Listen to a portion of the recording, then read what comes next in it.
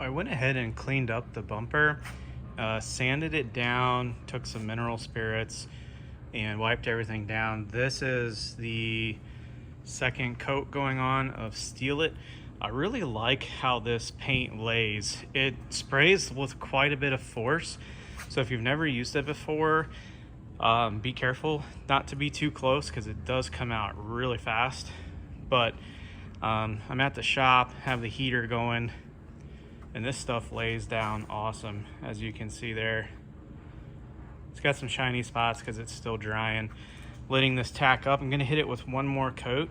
I did use about one full can already, but this is the Steel It. I really like how it looks.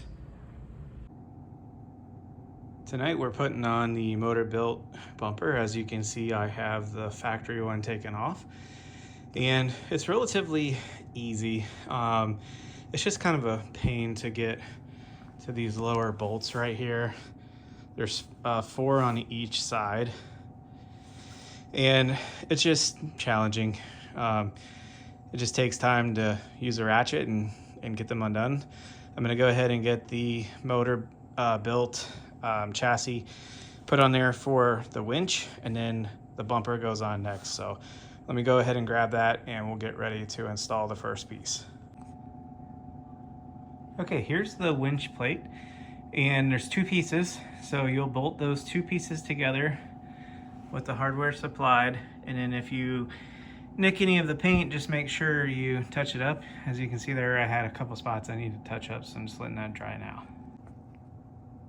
Okay, we have the wings mounted on the inside, and underneath that bolt right there is a wing, and that holds the winch tray on.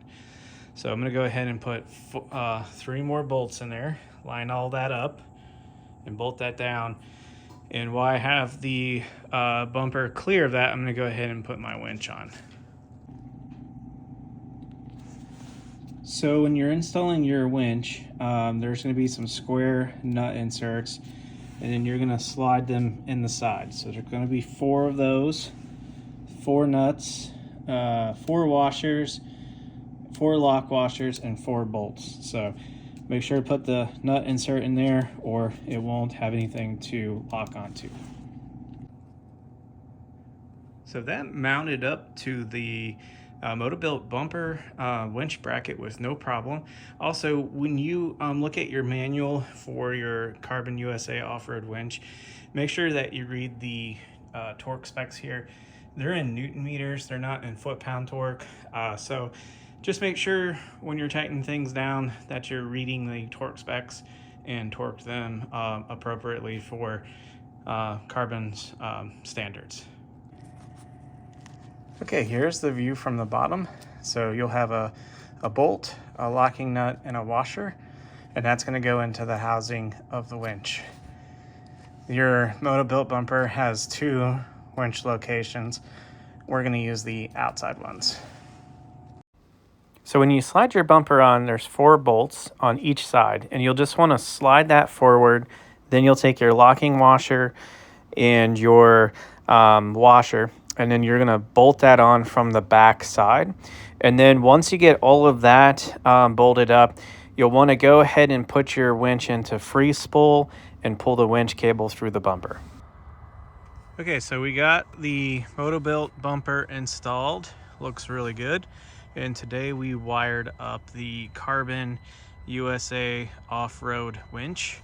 As you can see, we put the control box on the outside, was having some difficulties finding somewhere to put it underneath the hood. So we went ahead and ran it on the outside.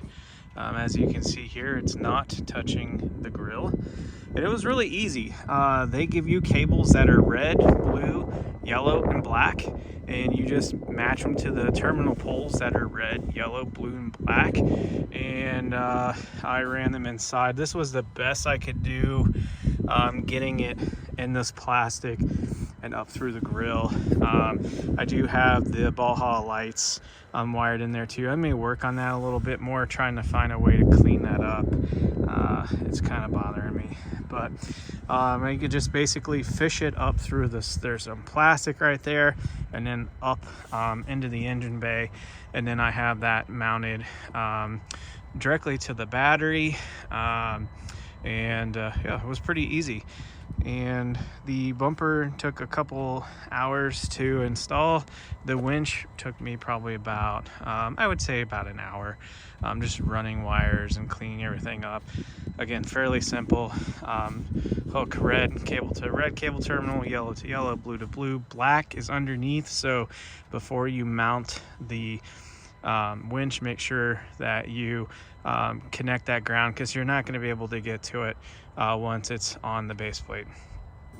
Lights turn out really good. If you'd like to see more videos like this, let us know down below.